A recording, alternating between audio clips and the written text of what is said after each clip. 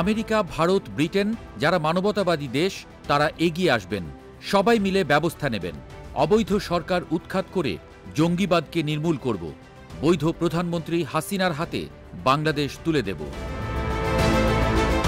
ISKCON নেতা চিন্ময় কৃষ্ণ দাসকে গ্রেপ্তার নিয়ে বাংলাদেশ ভারতের টানাপোড়েন এমন এক পর্যায়ে পৌঁছেছে যে গণ অভ্যুত্থানের মুখে দেশ ছেড়ে পালিয়ে যাওয়া সাবেক প্রধানমন্ত্রী শেখ হাসিনার হাতেই বাংলাদেশকে তুলে দিতে চাইছেন বিজেপি নেতা শুভেন্দু অধিকারী।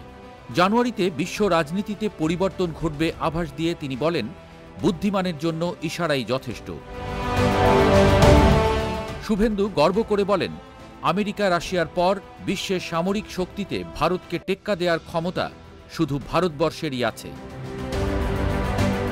মঙ্গলবার ঘোষডাঙ্গা স্থলবন্দরে এক বিক্ষোভ সমাবেশে অংশ নিয়ে বাংলাদেশকে নিয়ে একের পর এক বেফাঁস আর উস্কানিমূলক মন্তব্য করে বসেন শুভেন্দু। বলেন, এই দেশকে কিভাবে শায়েস্তা করতে হয় সেটা ভারতের জানা রয়েছে।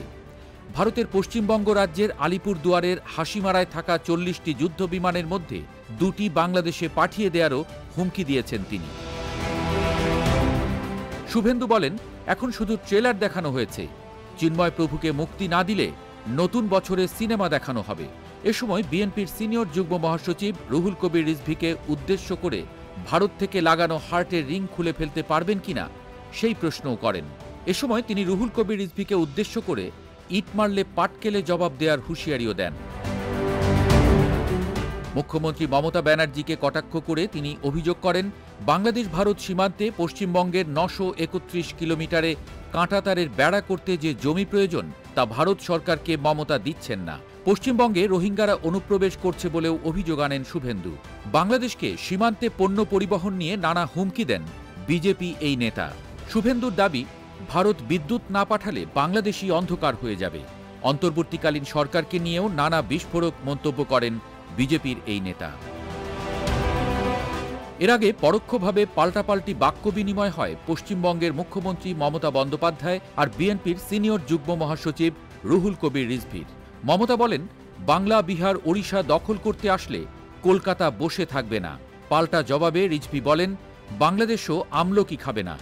দুই দেশের প্রভাবশালী রাজনৈতিক ব্যক্তিদের এই ধরনের হাস্যকর আর আরেকজনকে কটাক্ষ করে এসব কাদা ছোঁড়াছুড়িতে সুতোয় ঝুলতে থাকা বাংলাদেশ ভারত কূটনৈতিক সম্পর্কের আরও অবনতি হচ্ছে। ললিপপ বনাম আমলকি নিয়ে সরব সামাজিক যোগাযোগ মাধ্যমগুলো। এদিকে মঙ্গলবারই ভারতীয় কোস্টগার্ডের বিরুদ্ধে বাংলাদেশের সমুদ্রসীমা থেকে ৭৯ নাবিক সহ বাংলাদেশি 2টি মাছ ধরার জাহাজ ধরে নিয়ে যাওয়ার অভিযোগ উঠেছে। জাহাজ দুটি ভারতের ওড়িশা উপকূলের দিকে নিয়ে যাওয়া হয়েছে বলে জানা গেছে।